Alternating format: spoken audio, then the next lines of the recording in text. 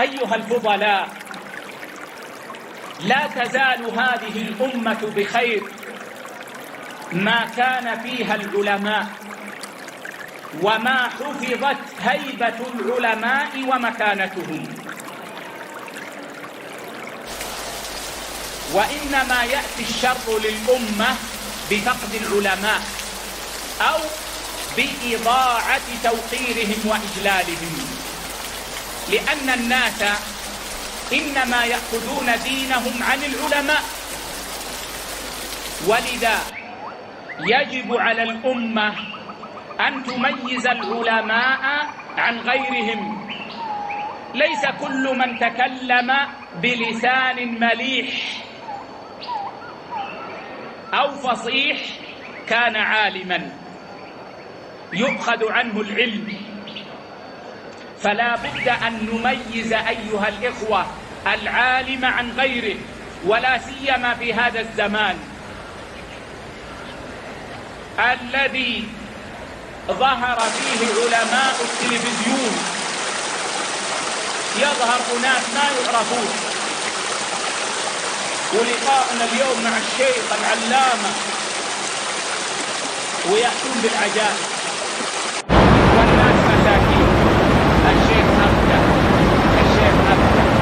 أخبرني أحد إخواننا من بلد المسلمين يقول الله خير في التلفزيون الليل، وقال إن الودائع التي في البنوك هذه ليست ربا، كل إنسان يأخذ هذه الفوائد هذا حلال. قال في الصباح كانت البنوك مكتظة بالناس يريدون أن يودعوا أموالهم. ما يميز الناس. لا بد يا إخوة من أن نميز ونعرف العلماء الثقات الذين يؤخذ عنهم العلم. ولا بد للأمة من أن تحفظ هيبة العلماء وتجل العلماء وتقدر العلماء.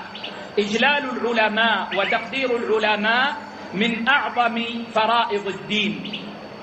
والعلماء يا إخوة هم من عرفوا بالعلم